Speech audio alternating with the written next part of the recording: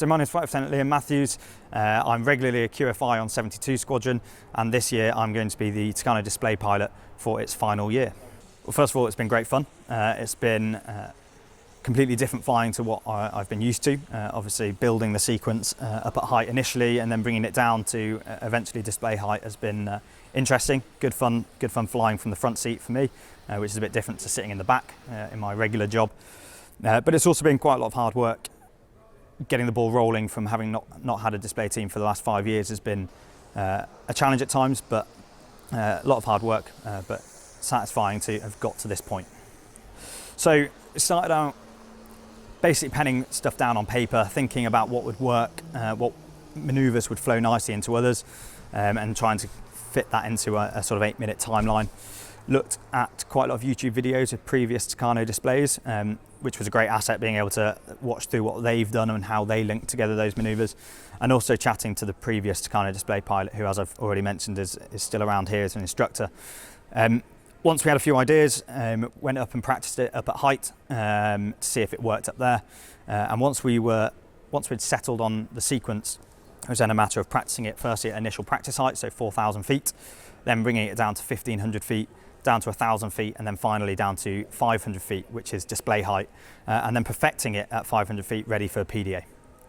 The majority of the manoeuvres that I'm flying and you'll see in the display are either those basic manoeuvres that we teach to students, for example, the slow roll, loops, max rate turns, and they will be as students have been taught and practice on a day-to-day basis, albeit we're doing them at 500 feet rather than the students up at 5,000 plus. Other than that, they're variations on a theme, so variations on those basic manoeuvres. So that's kind of the idea of the display, is to show what the Tucano has been doing for years, the manoeuvres it regularly flies, but just adding a little bit of something different to those, and obviously doing it down at a low level, which is very different to what the students will be doing and what I'll be doing on a regular basis. We've got three types of display. We've got the full, rolling and flat, as a lot of other teams do.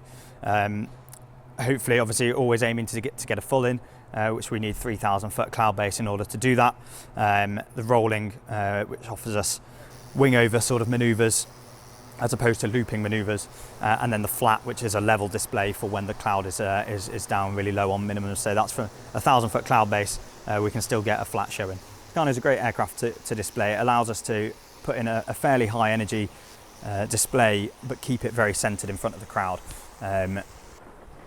Obviously, your higher energy manoeuvres aircraft, for example, Typhoon, brilliant, awesome displays, but generally go further away from the crowd. That we're able to keep it nice and tight, so hopefully throughout the whole display, the aircraft will be in front of the crowd and they'll be able to see something happening at all times. Yeah, it's certainly a privilege to be able to display the aircraft in its final year. Obviously, it's been around for a long time. It's been prior to the last 5 years, it had been around on the display circuit for a long time, so it's certainly a privilege to be able to display it in its final year. Yeah, looking forward to that really, and seeing it out in a good fashion. This is the cockpit of the Tucano. As you can see from first glance, it is firstly fairly cramped. If you imagine the kit that you've got to wear as well, that's probably one of the first things that a student will notice getting in here, that suddenly, instead of being sat side by side and being in a fairly roomy cockpit, you're fairly cramped in here. Secondly is this sort of analog and fairly old nature of the cockpit. All sort of analog dials, so our flight instruments are in front of us. Mains and standbys, all of our navigation is done by our wind-up stopwatch and paper map for low-level stuff, and our TACAN needle and our VOR needle, which are on our HSI, for sort of your medium level and airway stuff, along with the stopwatch. Radio wise, we've got one radio here, VHF and UHF, but all controlled through the one box.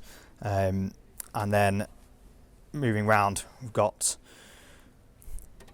navigation kit, again, which programs what beacons, what TACANs we are tuned into, which will obviously present its information on the HSI. Engine instruments down the right hand side. Coming further down the right hand side, we've got our central warning panel here, which is obviously going to flash up and tell us if we have any issues with the aircraft. fuel pumps, and then working down the right hand side we've got our electrics, so aircon at the front, moving back to electrics, and ice protection down at the back here.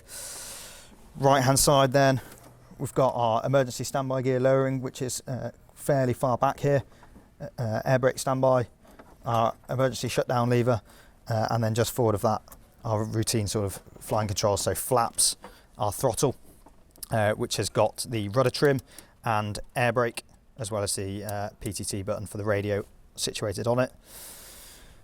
Moving forward, lights, an engine start panel, and then back to all the nav kit along the front. Stick top, we've got stick top trim for the ailerons and elevator on the hat there. Unfortunately the buttons on it don't do anything too cool. That's pretty much it. We've got TCAS to give us that extra situational awareness of other aircraft flying around, and we've had a recent add-on of FLARM to help build our situational awareness of gliders, which is important for us around here. We've got Sutton Bank glider field to the north and a couple down to the south of York, so it often gets busy in the summer. G-meter at the top here, and our standby compass underneath the mirrors there. And that is pretty much the Tucano cockpit. Fairly simple, fairly basic, but good for what it's used for.